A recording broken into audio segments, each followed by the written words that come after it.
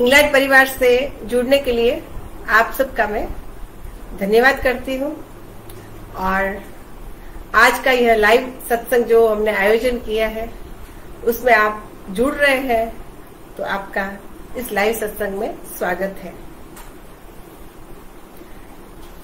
सत्संग की बहुत ज्यादा आवश्यकता होती है, क्योंकि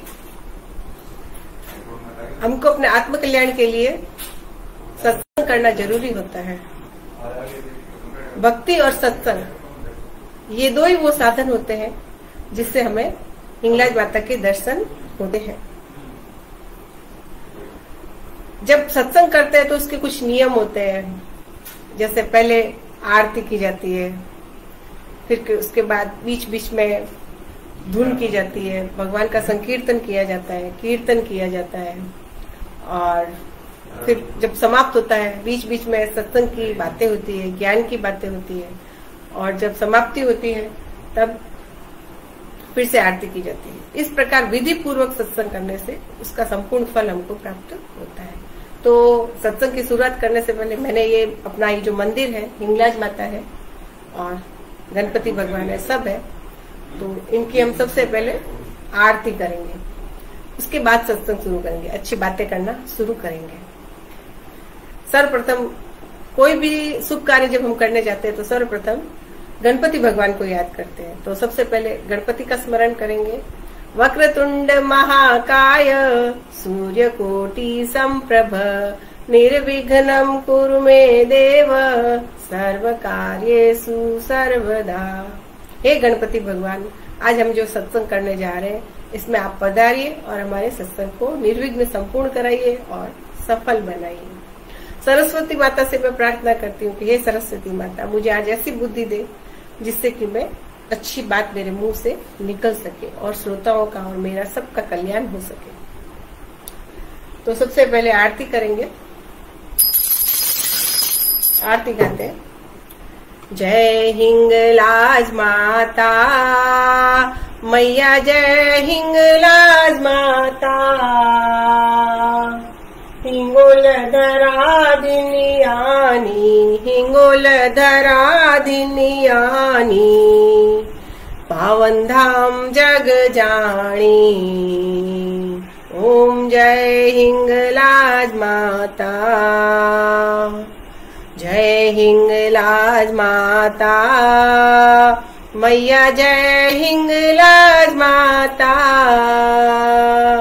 तुमको ऋषि मुनि सेवत शिव जी मन भाता। ओम जय हिंगलाज माता, हिंगोल धराधिनियानी, पावन धाम जग जानी, मैया पावन धाम जग जानी।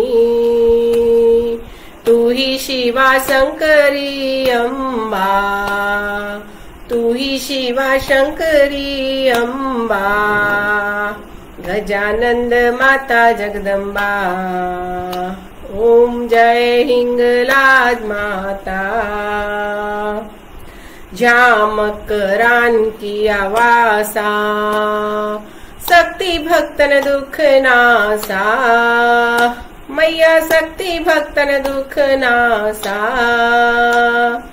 जो माँ के दर्शन पाना, जो माँ के दर्शन पाना, चंद्रकूप शिवाशिष पाना। ओम जय हिंगलाज माता, भीमलोचन निज दासा, प्रहरी माँ के नित पासा, मैया प्रहरी माँ के नित पासा।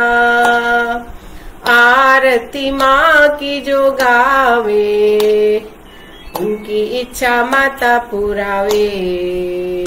ओम जय हिंगलाज माता, भैरव धाम मंथी पधारो, अर्जी स्वीकारो, मैया अर्जी स्वीकारो। बारठ गिरी बुलाए, बारठ गिरी बुलाए, जल्दी से आ जाओ। ओम जय हिंगलाज माता, जिस पर कृपा हो तेरी, रिद्धि सिद्धि धन पाता। ओ मैया रिद्धि सिद्धि धन पाता, सब संभव हो जाता, मन वांछित फल पाता। ओम जय हिंगलाज माता।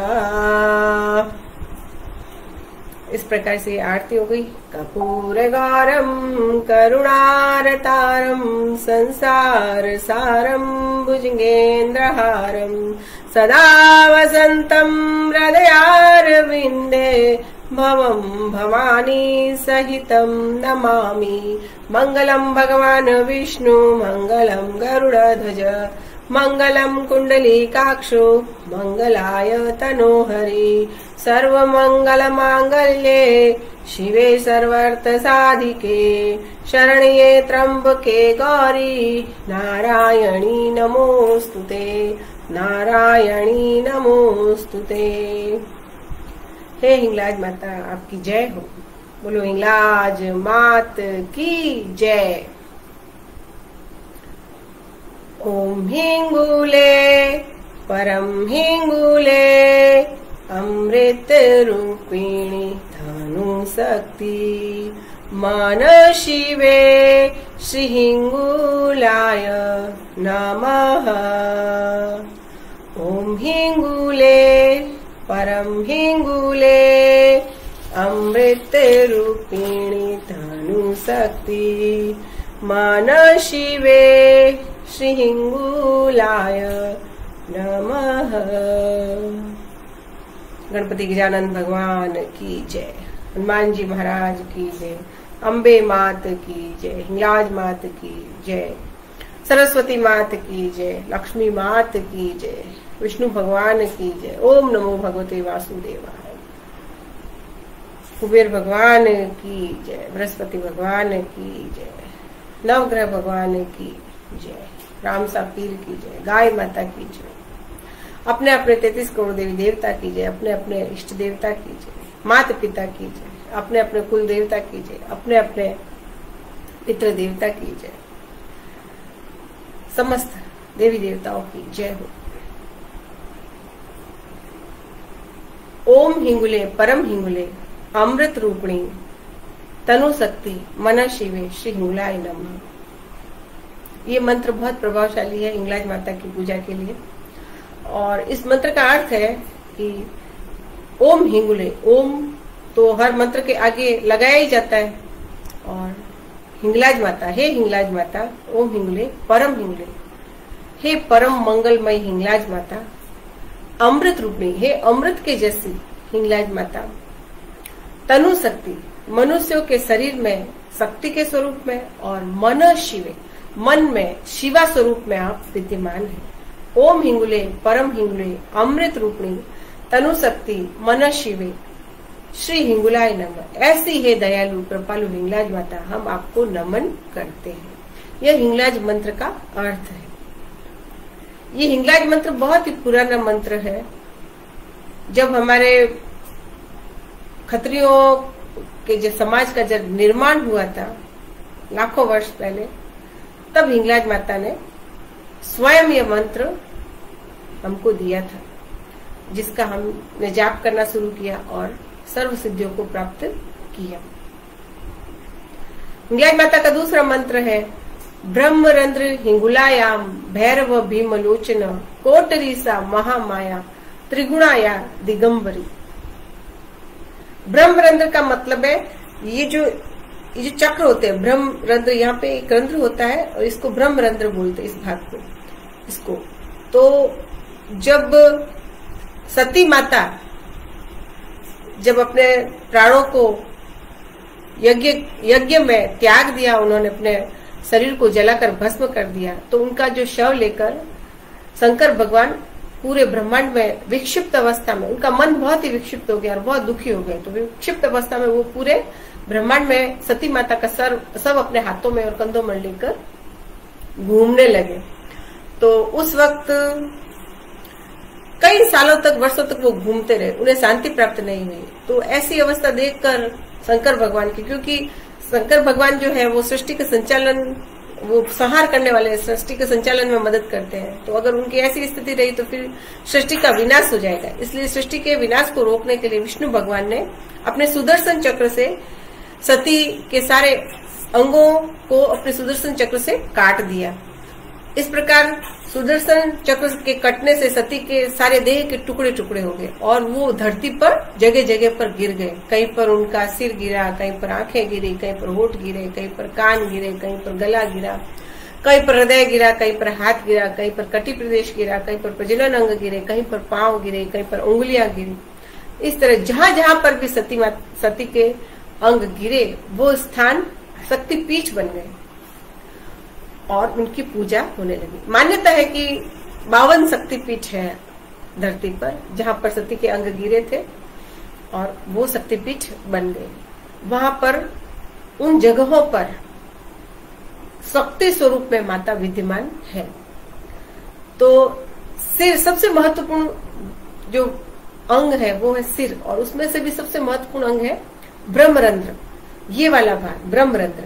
तो ये वाला भाग है वो बलूचिस्तान में हिंगोल प्रदेश में जाकर गिरा और गिरते ही वो पत्थर बन गया। तो वो जो स्थान जहां पर ब्रह्मरंध्र गिरा वो स्थान अब बलूचिस्तान में शक्तिपीठ के रूप में वहां पे हिंगुलालय के रूप में स्थित है और उसकी पूजा लाखों वर्षों से वहां पर हो रही है। वहां पर वो एक बहुत बड़ी शक्ति का स्थान है, वहां पर जाकर मनुष्य को शक्ति प्राप्त होती है। हिंगलाज माता की प्रत्यक्ष शक्ति वहां पर हम अनुभव कर सकते हैं। तो वह प्रथम शक्तिपीठ बना। सबसे पहला अंग जाके जहां पर गिरा उसको प्रथम शक्तिपीठ बोलते हैं। तो हिंगलाज माता का जो शक्तिपीठ है वो प्रथम शक्तिपीठ है जहां पर ब्रह्मरंध्र गिरा। तो इस प्रकार से मंत्र है ब्रह्मरंध्र हिंगुलायाम। हिंगुलायाम मतलब हिंगलाज माता जहां पर विराजित है, याम मतलब उनका घर। तो हिंगुलायाम जगह पर, हिंगुलालय जगह पर ब्रह्मरंध्र गिरा। ब्रह्मरंध्र हिंगुलायाम भैरव भीमलोचन। जहां पर भी शक्तिपीठ होता है, जहां पर भी माता विराजित रहती है, माता आदि शक्ति है, शंकर भगवान की पत्नी है, वो पार्वती है, वो आदि शक्ति है और वह शंकर भगवान की अर्धांगिनी है। वही अलग अलग स्वरूपों में अलग अलग जगहों पर विद्यमान है। वैष्णो देवी कहो तो भी वही है, पार्वती माता ही है, वो आदि शक्ति है। हिंगलाज माता भी आदि शक्ति है और अम्बे माता, जगदम्बे माता, पराम्बा, सब देवियां जितनी भी है वो सब शक्ति का स्वरूप है और माता आदि शक्ति का ही स्वरूप है।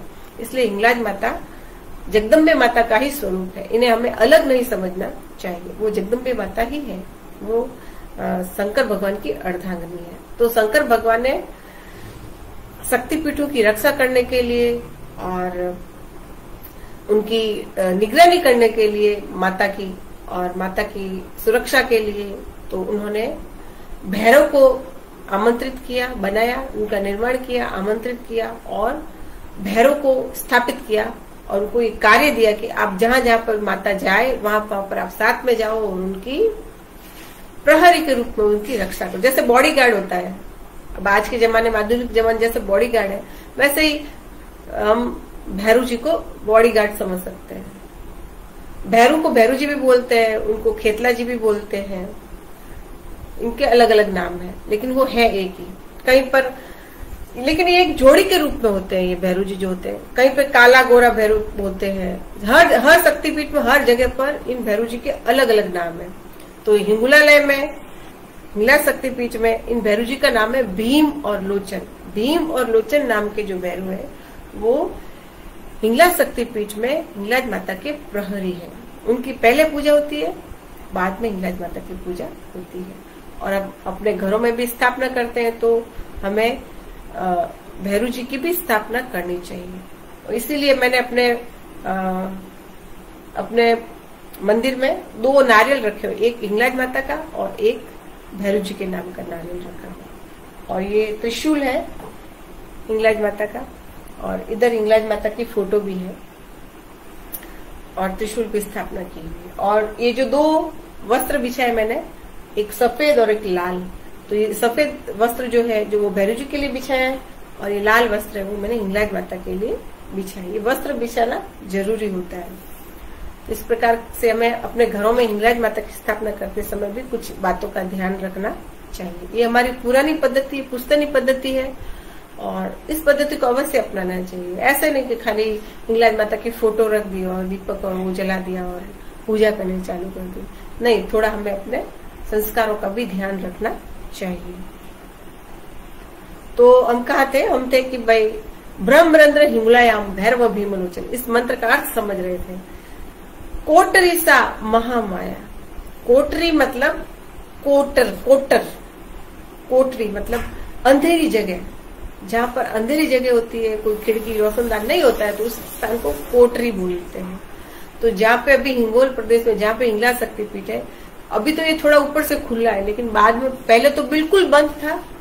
2 सामने पर्वत है, वो आपस में ऊपर से मिले हुए थे और पूरा अंधेरा अंधेरा था वहां पे, इसलिए उस स्थान को कोटरी बोलते थे। तो वो कोटरी उसका नाम हो गया, कोटरी में स्थित है इसलिए कोटरी सा महामाया। महामाया भी हिंगलाज माता का नाम है, अम्बा माता का नाम है। कोटरी सा महामाया त्रिगुणा, त्रिगुणा भी हिंगलाज माता का नाम है, अम्बे माता का नाम है।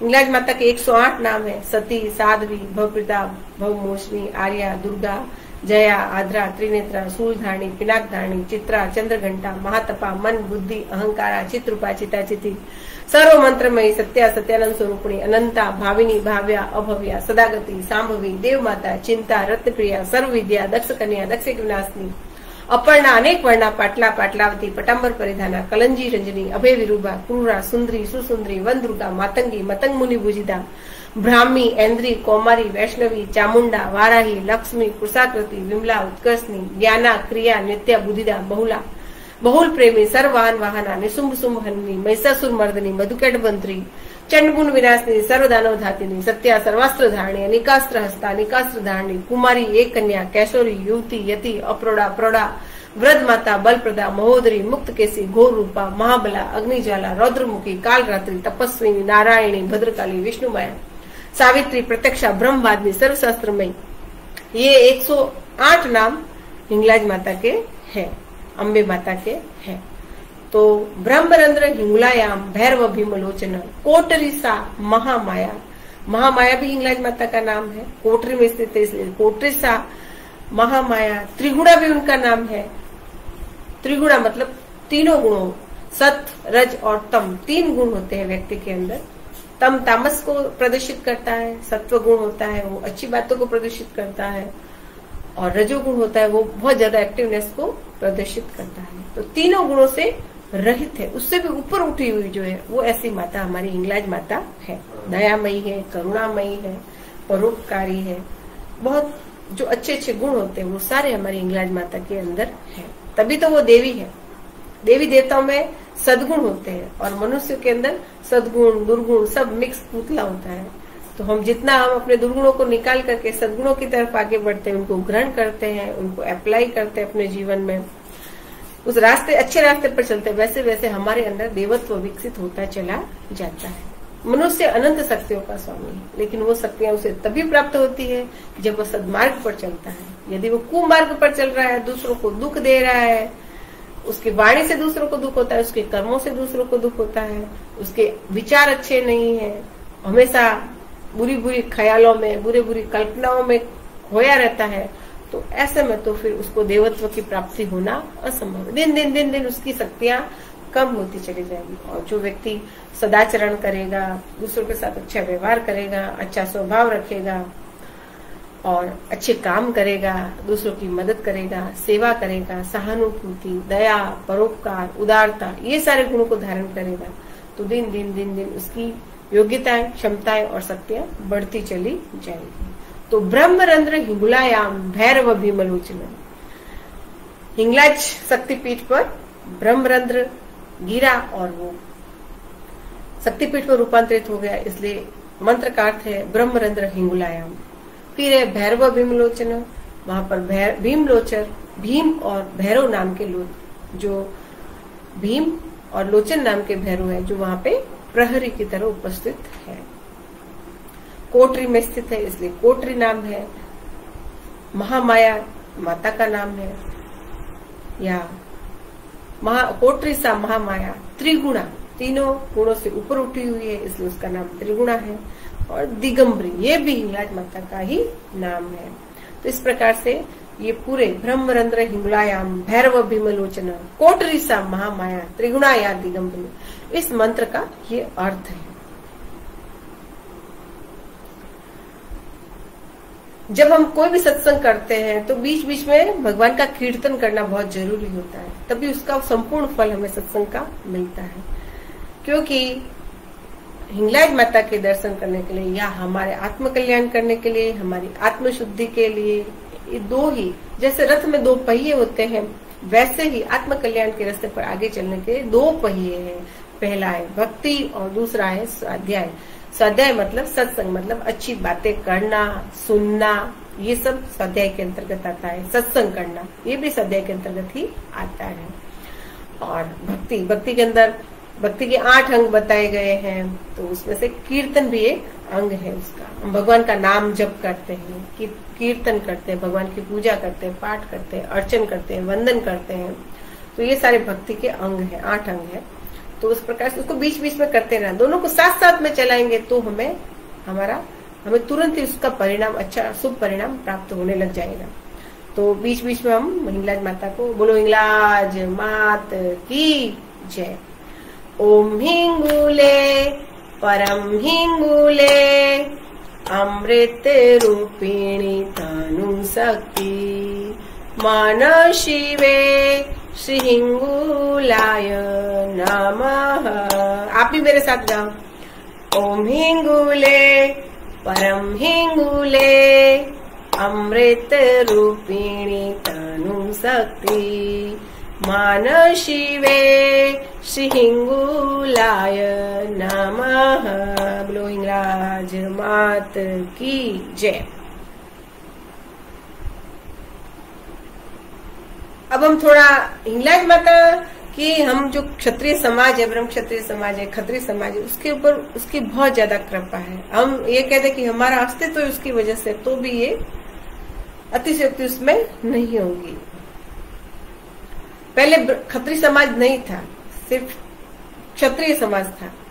4 वर्ण थे, क्षत्रिय, ब्राह्मण, वैश्य और शूद्र। क्षत्रिय लोग रक्षा करने का काम करते थे, ब्राह्मण लोग ब्राह्मणी करते थे, मतलब पूजा पाठ लोगों के घर पे करना, जितने भी भगवान के काम होते वो करते थे। और वैश्य मतलब व्यापारी लोग, वो व्यापार करते थे। और शूद्र लोग जो कि सेवा का काम करते थे। इन तीनों वर्णों की सेवा का काम शूद्र लोग करते थे। तो इस प्रकार से 4 वर्ण थे, 4 ही जातियां थी। बाद में, ये तो बहुत बाद में खत्री जाति तो उत्पन्न हुई है, जातियों में से उपजातियां बनती गई और खत्री जाति में बाद में हुई। इसकी कथा भी आप लोगों ने सुनी रखी है वैसे तो, कि परशुराम जी, उनकी जो पिता थे, तो उनका वध शस्त्रार्जुन ने कर दिया था। तो इससे उनकी माता का भी वध हो गया था, वो भी, और वो अकेले रह गए। उनकी कामधेनु गाय थी, उनको भी वो चुरा कर ले जाने लगा था, तो वो भी चली गई। पूरा उनका आश्रम था उसको तहस नहस कर दिया था। वो एक राजा था ऐसा शस्त्रार्जुन करके, वो बहुत शक्तिशाली राजा था। तो उसको बहुत अहंकार हो गया था, घमंड हो गया था, और उसने परशुराम जी के साथ बहुत बुरा व्यवहार किया था, उनके पिता को मार दिया था, 21 घाव कर दिए थे। तो परशुराम जी ने ऐसी प्रतिज्ञा ली थी कि मैं 21 बार इस पूरी पृथ्वी को क्षत्रियों से विहीन कर दूंगा, ऐसी कठिन प्रतिज्ञा उन्होंने ली थी। ब्रह्म, ये जो परशुराम जी है, जो भगवान का ही, विष्णु भगवान का ही छठा अवतार है। तो इस प्रकार से जब परशुराम जी सब क्षत्रियों को मारने लगे, तो सब क्षत्रिय डर डर के कोई पाताल लोक में चले गए, कोई कहीं चले गए, और कुछ क्षत्रिय बचे। तो जब सिंध प्रदेश है वहां पर परशुराम जी आए, तो वहां का जो राजा था सिंध प्रदेश का, रत्नसेन राजा था, तो वो डर गया कि अब मैं क्या करूं, परशुराम जी तो मुझे मार देंगे। सॉरी। परशुराम जी मुझे मार देंगे। तो अब वो जो डर के वो, लेकिन परशुराम जी जो है वो एक मुनि थे, जो कि हमारे कुल गुरु हुए, उनके जो मुनि थे, तो उनके वहां वो नहीं जाते थे। उनका जो नाम है वो उनका नाम मुझे भी याद नहीं आ रहा है। वो ऋषि का नाम है, हाँ, दधीची ऋषि दधीची। तो ऋषि दधीची जो थे, उनके आश्रम में वो नहीं जाते थे। मतलब वो उनसे डरते, उनकी मित्रता या कुछ भी था, तो वो उन पर बहुत विश्वास करते थे। जो कोई भी ऋषि दधीची के आश्रम में चला जाता था वो उनसे बच सकता था, ऐसा संभव हो सकता था। तो रत्नसेन ने ऐसा ही किया। वो ऋषि दधीची की शरण में गए और उनसे शरण मांगी कि मुझे मेरे प्राण बचाओ। वो परशुराम जी क्षत्रियों को मारने के लिए आए हैं और अब वो मुझे मार देंगे। तो उनकी 5 रानियां थी और 5 रानियां गर्भवती थी। तो पूरे परिवार को, गर्भवती रानियों सहित पूरे परिवार को, राजा को, ऋषि दधीची तो बहुत महान थे, बहुत अच्छे दिल के थे और बहुत परोपकारी थे। वो शरण आए में आज जो आए उसकी रक्षा करनी चाहिए, उनकी ऐसी, वो इस रास्ते पर चलते, इस सिद्धांत पर चलते थे। तो वो शरण में आए थे तो उनकी रक्षा करना उनका धर्म समझकर उन्होंने उनको, पूरे परिवार को अपने आश्रम में शरण दी। तो थोड़ा टाइम हो गया, तब तक तो वो बच गए। फिर उनको एक दिन राजा रत्नसेन को इच्छा हुई कि मैं शिकार खेलने बाहर जाऊं। अब तो वो परशुराम जी चले होंगे, मुझे कोई नहीं मार सकता है। तो वो बिना बताए ऋषि दधीची को शिकार खेलने के लिए आश्रम से बाहर चले गए और परशुराम जी को पता चल गया और परशुराम जी ने उनका, रत्नसेन का वध कर दिया। अब वध तो हो गया, अब ऋषि दधीची क्या करे? अब 5 गर्भवती रानियां क्या करे? तो उन्होंने ऋषि दधीची को कहा कि हम तो उनके, फिर उन आश्रम में उनके बालक भी हो गए, 5 बच्चे वहीं पे हुए उनके। काफी टाइम तक वो वहां पर रहे आश्रम में, राजा रत्नसेन अपनी पत्नियों के साथ, और वहां बच्चे हो गए उनके। तो अब बच्चे भी हो गए, 5 बच्चे थे, 5 रानियां पीछे बच गई, राजा तो मर गए। तो अब रानियों ने कहा कि हम तो सती होंगी राजा के पीछे, हम तो जीवित नहीं रहेंगे, अब हमारे जीवन का कोई मतलब नहीं है, अर्थ नहीं है। तो वो तो सती हो गई और स्वर्गलोक चली गई रानियां तो। और उनके जो 5 पुत्र थे वो उन्होंने, ऋषि दधीची ने उनको पाला और उनको बड़ा किया और काफी थोड़े थोड़े बड़े हो गए, 5-7 साल के। उसमें से जो बड़ा लड़का था उसका नाम जयसेन था। पहले उनका नाम जयसेन था। जो क्षत्रिय लोग तो पीछे रत्नसेन, जयसेन, ऐसे सैन लगाते थे वो पहले। तो वो तो जयसेन था, उसके ऊपर बाकी बड़ा जयसेन था, बाकी 4 छोटे भाई थे। तो वो बड़े होने लगे, 5-7 साल के हो गए, रानियां सती हो गई और जो रत्नसेन था वो मारा गया ऋषि परशुराम जी के द्वारा। तो अब रानियां थी वो चली गई। अब लेकिन परशुराम जी को पता चल गया कि ये जो बच्चे हैं वो क्षत्रिय, ऐसा उनकी शंका हो गई। तो वो अपनी शंका को दूर करने के लिए ऋषि दधीची के पास गए और उनको बोला कि ये बालक कौन है, उनको पूछा। तो ऋषि दधीची ने कहा ये तो ब्राह्मण बालक है। तो ठीक है, मुझे थोड़ी शंका है, तो मैं अपनी शंका दूर करना चाहता हूँ कि बालक कौन है। अगर मैं ये क्षत्रिय है तो मैं उनको मार दूंगा। तो कि मैं ठीक है, अभी मैं दोपहर की संध्या करके स्नान करके आता हूँ और पूजा पाठ करके आता हूँ, वापस आके मैं इनकी परीक्षा करूंगा कि बालक ब्राह्मण है, क्षत्रिय है, क्या है। तो वो तो चले गए संध्या करने के लिए, स्नान करने के लिए परशुराम जी, और पीछे से इन 5 बालकों को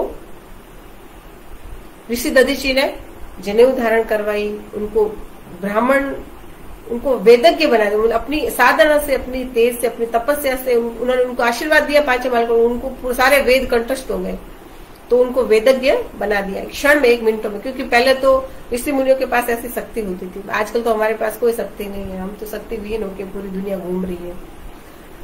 ऐसी ऐसी शक्तियां उनके पास होती, वो सब तपस्या से वो प्राप्त करते थे। तो फिर अब क्या हुआ कि अब वो 5 बालक थे, वो वेदज्ञ बन गए, उनको जनेऊ धारण करवा दी और पूरा ब्राह्मण जैसा उनका वेश भी बना दिया। उनके नाम भी चेंज कर दिए। जय सैन था, उसका नाम जय शर्मा कर दिया, बाकी बच्चों का नाम भी शर्मा पीछे लगा दिया। और इस प्रकार से सारा ब्राह्मण जैसा उनको पूरा बना दिया। जो ब्राह्मणों के जनेऊ धारण करवा दी, चोटी रख दी, सारे उनके सारे विधि विधान सब संपन्न कर उनको ब्राह्मण बना दिया। वो जन्म से तो वो क्षत्रिय थे और उनको बाद में ऋषि दधीचि ने ब्राह्मण बना लिया। तो इस प्रकार से अब आए परशुराम जी, तो परशुराम जी ने देखा तो उनको पूछा, तो वो वेद पाठ करने लग गए जैसे ब्राह्मणों के बालक करते, वो पांचों बालक, क्योंकि उनकी तपस्या से उनको सारे कंठस्थ हो गए, सारे वेदों के जो श्लोक होते वो। और उनको सब परीक्षा की, उनको क्वेश्चन पूछे, उनको सब कुछ आ रहा, जो ब्राह्मण बालकों में जैसे गुण होने चाहिए वो सारे गुण उनके अंदर आ गए। और फिर ऋषि दधीचि ने उन पांचों बालकों के साथ भोजन भी किया, क्योंकि उनको तो उनकी रक्षा करनी थी, उनको बचाना था, इसलिए। तो फिर उनको परशुराम जी को विश्वास हो गया कि हाँ ये ब्राह्मण बालक है, ये क्षत्रिय नहीं है। तो ठीक है, उन्होंने कहा कि ये तो ब्राह्मण बालक है, क्षत्रिय नहीं है, मैं अब इनको नहीं मारूंगा। और वो उन बच्चों की होशियारी से, उसकी तेजस्वी से बहुत प्रभावित हुए। और उसमें से सबसे जो बड़े थे जय शर्मा, उनको अपने साथ अपने आश्रम, जो कि नेपाल में जो गंडकी नदी है उसके तट पर उनका आश्रम था, तो वहां पर वो उनको ले गए। और जय शर्मा को वो बाद में वहां पे शिक्षा धनुर्विद्या सिखाने लगे और सारी विद्याएं सिखाने लगे। ऐसा करते करते करते जय शर्मा वहां पे बड़ा हो गया और चारों भाई भी पीछे ऋषि दधीचि के आश्रम में बड़े हो गए।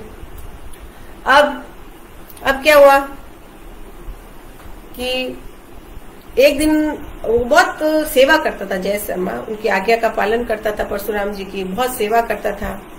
तो इस प्रकार से धीरे धीरे सेवा करते करते करते एक दिन वो उनके गोद में, परशुराम जी जय शर्मा की गोद में सो रहे थे। तो सोते सोते सोते सोते बिच्छू जो था वो एक उसकी जांग में काट गया, जय शर्मा की जांग में। तो खून निकला, तो खून जाके उनके परशुराम जी के कान में लगा। तो वो जो खून था वो बहुत ज्यादा गर्म था। तो जब उनको छुआ वो खून परशुराम जी को, तो परशुराम जी को पता था कि ब्राह्मण का खून होता है वो ठंडा होता है और क्षत्रिय का खून होता है वो गर्म होता है, उसको बहुत जल्दी क्रोध आता है, ये सारे दोष होते हैं उसके अंदर, बहुत गर्म होता है। तो क्योंकि वो उनको ऐसे होना चाहिए ताकि तभी तो वो देश की रक्षा कर पाएंगे, उनके अंदर तेजस्विता आती है, युद्ध करने की क्षमता आती है। और ब्राह्मण का खून तो ठंडा होता है और क्षत्रिय का खून गर्म होता है। तो उनको पता चल गया ये तो ब्राह्मण नहीं क्षत्रिय है। फिर तो वो बहुत क्रोधित हो गए परशुराम जी। तो फिर उन्होंने, जय शर्मा ने क्षमा मांगी कि मुझे क्षमा करो, मैं तो कि अपना सही परिचय दो। परशुराम जी ने कहा अपना सही परिचय दो। तब जय शर्मा ने कहा कि मैं ऋषि दधीचि की कृपा से मैं ब्राह्मण हूँ और मैं आपके कथन अनुसार मैं क्षत्रिय हूँ। तो मैं इस प्रकार से ब्राह्मण और क्षत्रिय का मिला जुला रूप हूँ, न तो मैं ब्राह्मण हूँ न मैं क्षत्रिय हूँ। तब उन्होंने परशुराम जी ने कहा कि अब मैं तुम्हारा गुरु हूँ, मैंने इतने वर्षों से तुझे बड़ा किया है, गुरु हूँ तुम्हें, इसलिए अब मैं तुझे मारूंगा नहीं। लेकिन अब तुम एक काम करो, तुम अब न तो ब्राह्मण रह गए हो न तुम क्षत्रिय रह गए हो, अब मैं तुम्हें मार भी नहीं सकता। तो अब तुम ब्रह्म क्षत्रिय के नाम से इस जग में तुम विख्यात होगे और ख्याति को प्राप्त करोगे। फिर ये ब्रह्म क्षत्रिय बाद में अपभ्रंश होकर खत्री बन गया और इस प्रकार से खत्री समाज की उत्पत्ति हुई। और फिर उनके जो पांचों भाई थे, फिर जय शर्मा अब उनके पास से चले गए, अब तुम चले जाओ यहाँ से। परशुराम जी ने कहा अब तुम जाओ और तुम्हें जो करना है काम वो करो, मेरी विद्या पूरी हो गई।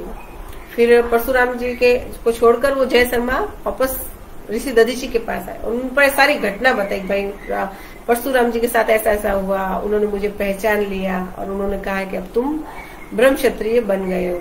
तब अब मुझे क्या करना चाहिए, ऋषि दधीचि को पूछा। तो अब क्या तुम क्या करोगे, अब तुम्हारे जो पिता का राज्य है वो संभालो और तुम्हारे जो पिता की कुलदेवी है हिंगलाज माता, उनकी पूजा करो और उनकी आराधना करो। और जो हिंगलाज मंत्र है ओम हिंगुले परम हिंगुले अमृत रूपी तनु शक्ति मन शिव विष्णु, इसका जाप करो निरंतर प्रतिदिन। और तुम जाप करते करते करते करते हिंगलाज माता की कृपा से सारी सिद्धियों को प्राप्त करोगे और तुम बहुत ही ख्याति प्राप्त करोगे। तो फिर ऋषि दधीचि शक्तिपीठ ले गए जय शर्मा को। वहां उन्होंने कोटरी में जाके, शक्तिपीठ में जाके उनसे पूजा करवाई पांचों भाइयों से, जय शर्मा उनके साथ। और उनको वहां पे हिंगलाज माता उनकी जो पूजा से प्रसन्न हुई और फिर उनको दर्शन दिए। फिर बोला कि मैं तुम्हारी पूजा से बहुत प्रसन्न हूँ। तो फिर ऋषि दधीचि भी वही थे, फिर वो पांचों भाई भी वही थे, जय शर्मा भी वही थे। फिर हिंगलाज माता ने कहा कि अब मैं तुम्हारी पूजा से प्रसन्न हूँ, तुम अपने राज्य में जाओ और मैं तुम्हारे राज्य की रक्षा करूंगी, तुम ब्रह्म क्षत्रियों की मैं सदैव रक्षा करूंगी, मैं तुम्हारी कुलदेवी बनूंगी और तुम अपना ये जो ऋषि दधीची है इनको अपना कुलगुरु बनाओ। और फिर इस प्रकार से इनके जो कुल ऋषि दधीची के जो वंशज होंगे वही तुम्हारे वंशजों के कुलगुरु रहेंगे। तो उसके बाद से क्षत्रियों के ऋषि दधीची जो है वो कुलगुरु बन गए और फिर उनके वंशज हमारे वंशजों के कुलगुरु बन गए। और इस प्रकार से उनका अब तुम ब्रह्म क्षत्रिय बन गए हो। और लेकिन माता ने कहा कि भाई तुम्हें कुछ नियमों का पालन करना होगा, मैं तुम्हारा साथ दूंगी, तुम्हारी रक्षा भी करूंगी, सब करूंगी। अब परशुराम राम जी तुम्हारा कुछ भी नहीं बिगाड़ पाएंगे, मैं ऐसा वचन देती हूँ। फिर परशुराम जी ने उनके माता के वचन का पालन भी किया और उन्होंने ब्रह्म क्षत्रिय को कभी भी नहीं मारा। और इस प्रकार से हमारी जाति निरंतर प्रगति करती गई हिंगलाज माता की कृपा से। और अब ब्रह्म क्षत्रियों को परशुराम जी का कोई भय नहीं था। फिर उन्होंने शासन भी किया और उनकी वंशज उनकी संतति उत्पन्न हुई फिर अपना 5 भाइयों से। और फिर हमारे पूरे खत्री समाज का निर्माण हुआ, विकास हुआ। और अभी हम जिस स्थिति में लाखों वर्षों के बाद वो हम उसी स्थिति में है। तो हिंगलाज माता ने उस वक्त कहा था, कुछ नियम दिए थे कि आप जनेऊ धारण करना, आप चोटी रखना, आप सत्य बोलना, चोरी मत करना, शराब मत पीना, आप सत्य बोलना, आप कभी जुआ वो मत खेलना, जुआ मत खेलना कभी आप, ऐसे कुछ। तब उन्होंने कहा था हम ये सब सारी चीजों का पालन करेंगे, बस आप माता हमारी रक्षा करना और हमारे साथ रहना। हिंगलाज माता की कृपा से फिर क्षत्रियों ने बहुत प्रसिद्धि और बहुत समृद्धि प्राप्त की, बहुत ख्याति प्राप्त की और उन्होंने प्रसिद्ध हुई। आज भी जो हमारी जाति है वो काफी विकसित है और अच्छे संस्कारों से युक्त है, इस बात का मुझे गर्व है। इस प्रकार से ब्रह्म क्षत्रिय समाज की उत्पत्ति में, ब्रह्म क्षत्रिय समाज की रक्षा में, उनके विकास में हिंगलाज माता का बहुत बड़ा योगदान है। इसलिए हमें हिंगलाज माता को कभी भूलना नहीं चाहिए। उनकी पूजा हमें प्रतिदिन करना चाहिए, प्रतिदिन मंत्र जाप करना चाहिए, विधि विधान से उनकी पूजा करनी चाहिए और हमारे घरों में हमें उनकी स्थापना करनी चाहिए। कुलदेवी, ये हमारी हिंगलाज माता हमारी कुलदेवी है। और कुलदेवी ऐसा नहीं कि दूसरे भगवान अच्छे नहीं होते हैं या कुलदेवी अच्छी नहीं, सब भगवान अच्छे हैं। लेकिन अभी हमारे घर में हमारे बड़े बुजुर्ग होते हैं, माँ होती है, पिताजी होते हैं, हमारे पूर्वज होते हैं, तो उनका जो स्थान होता है वही स्थान हमारे घर, हमारे जो मंदिर है उसमें कुलदेवी का स्थान है। तो उनको तो उनकी पूजा सबसे पहले होनी है, गणपति की पूजा, उसके बाद कुलदेवी पूजा, फिर बाकी देव देवताओं की पूजा भले करो आप, किसी को भी मानो, ऐसा कुछ नहीं है। लेकिन हिंगलाज माता की पूजा हमको अवश्य ही करनी चाहिए, उनको छोड़ना नहीं चाहिए। दूसरे भगवान के आपकी उसमें निष्ठा है तो आप उनकी भी पूजा कर सकते हो साथ साथ में, ऐसा कुछ भी नहीं है।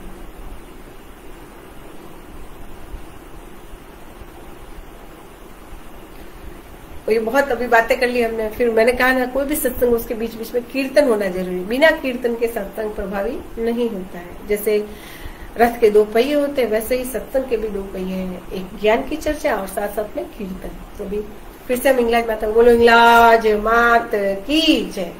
ओम हिंगुले परम हिंगुले अमृत रूपिणी तनु शक्ति मान शिवे श्री हिंगुलाय नमः।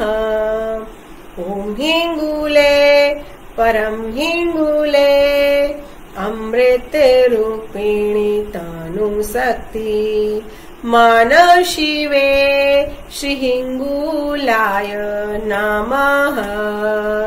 ओम हिंगुले परम हिंगुले अमृत रूपिणी तनु शक्ति मान शिवे श्री हिंगुलाय नमः। अभी हम थोड़ी सी ज्ञान की बात भी करेंगे, तो सब हिंगलाज माता की बात की हमने, थोड़ी ज्ञान की बातें भी करेंगे। इसमें हम सत्संग क्यों करें, दान पुण्य क्यों करें, पूजा पाठ क्यों करें, क्यों करें? वेस्ट ऑफ टाइम है, समय, श्रम और विचारों की। मनुष्य के पास 4 प्रकार की शक्ति, समय की शक्ति, विचार की शक्ति, साधन की शक्ति और समय, श्रम विचारों की शक्ति और साधन की शक्ति, 4 प्रकार की शक्तियां होती हैं। तो मैं अपना समय, श्रम, विचार और साधन सब इन फालतू की बातों में क्यों लगाए? ये क्वेश्चन जो नास्तिक लोग होते हैं वो ऐसा क्वेश्चन पूछते हैं। इससे अच्छा हम कोई दूसरा काम करें, तो पैसे कमाने में अपने आप को लगाएंगे तो उससे धन मिलेगा, इससे क्या मिलने वाला है? तो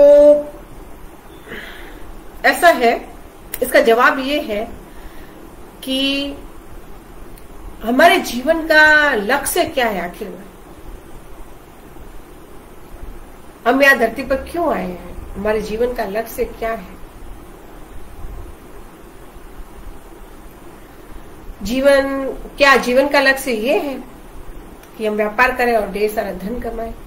क्या जीवन का लक्ष्य ये है कि हम एक परिवार बसाएं, बच्चे हों, उसमें लोग हों, उनकी हम सुरक्षा करें, फिर उनकी शादियां कर दें?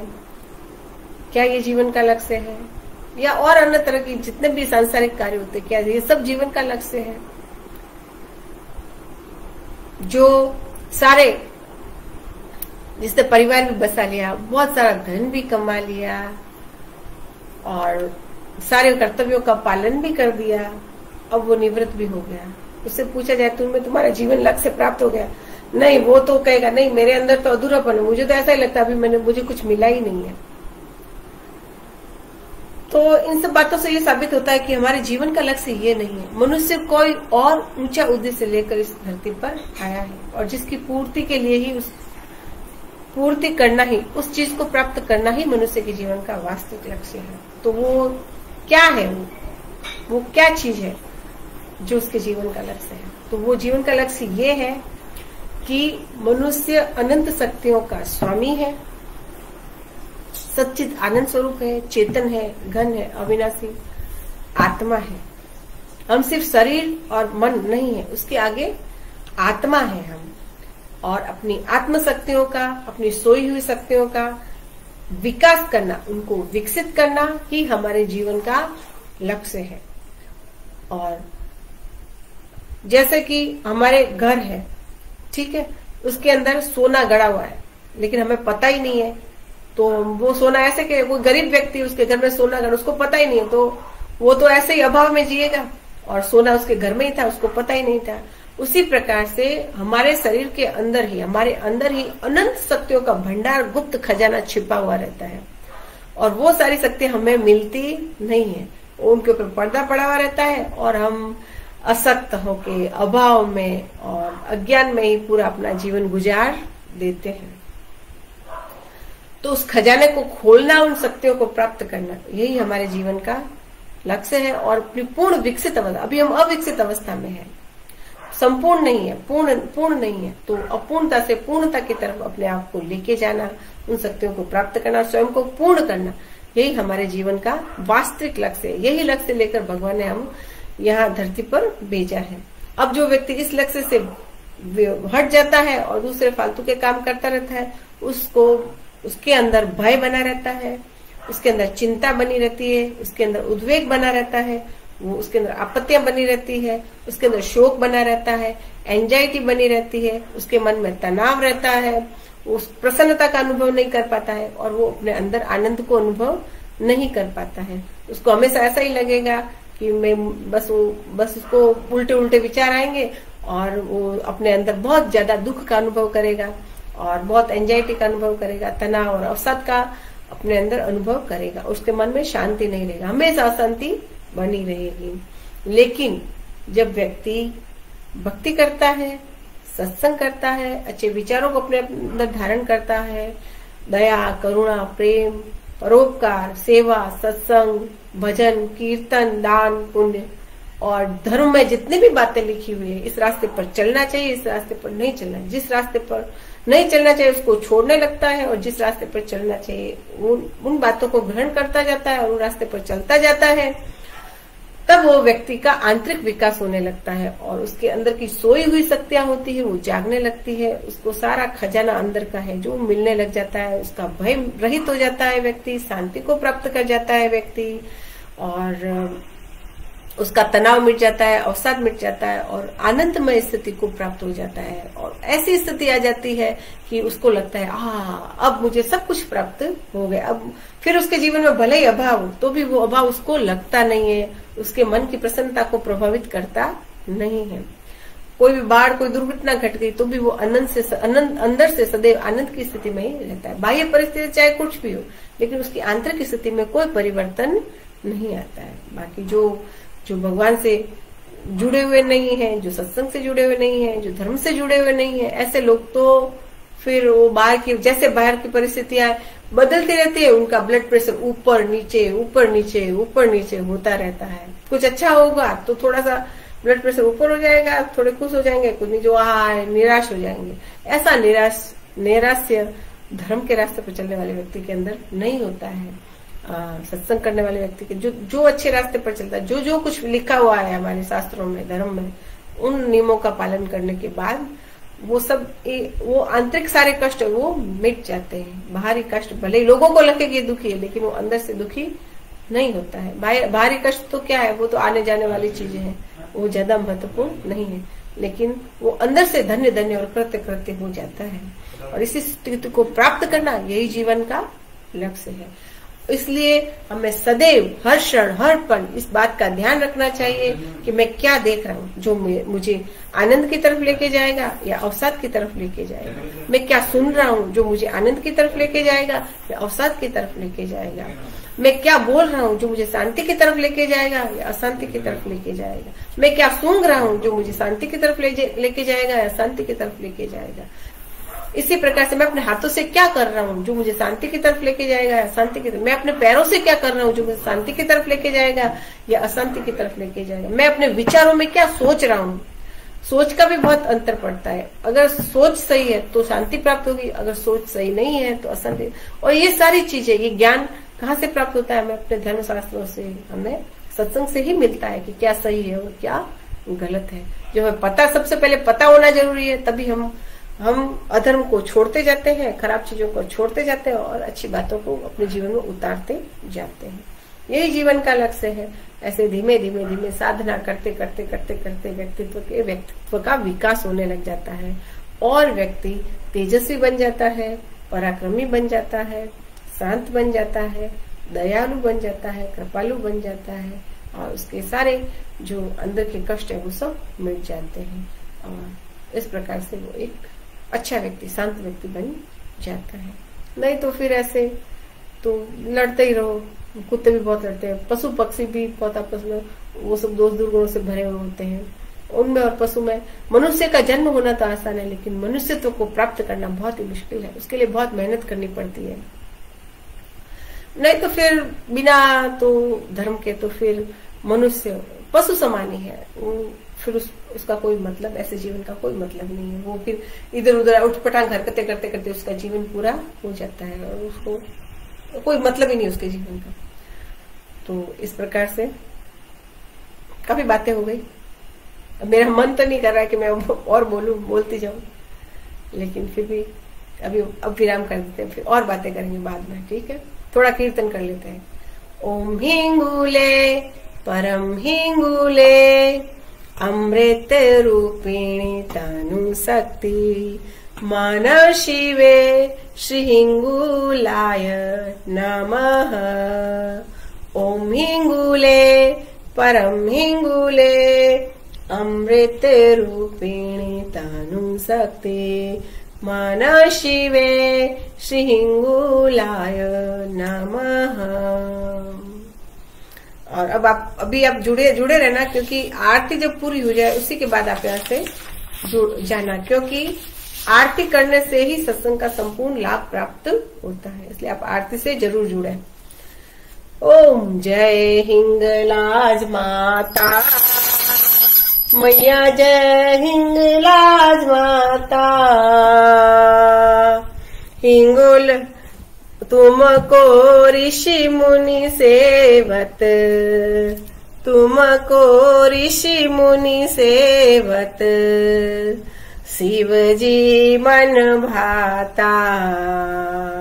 ओम जय हिंगलाज माता। हिंगोल धरा धिनियानी, पावन धाम जग जानी। ओ मैया पावन धाम जग जानी, तू ही शिवा शंकरी अम्बा, गजानंद माता जगदम्बा। ओम जय हिंगलाज माता। जामकरण की आवासा,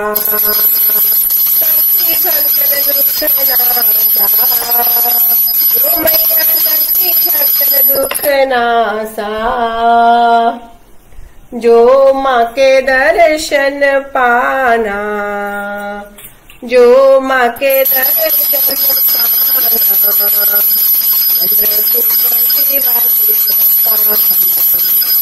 ओम जय हिंगलाज माता। भीमलोचन निजदाता, प्रहरी माँ के निपासा। आरती माँ की जो गावे, उनकी इच्छा माता पुरावे। ओम जय हिंगलाज माता। भैरव धाम मंथी पधारो, अर्जी स्वीकारो। मैया अर्जी स्वीकारो। बारट गिरी बुलाए, बारट गिरी बुलाए। जल्दी से आ जाओ। ओम जय हिंगलाज माता। जिस पर कृपा हो तेरी, रिद्धि सिद्धि धन पाता। ओ मैया रिद्धि सिद्धि धन पाता। सब संभव हो जाता, सब संभव हो जाता। मनवांछित फल पाता। ओम जय हिंगलाज माता। ओम जय हिंगलाज माता। हे हिंगलाज माता आपकी जय हो।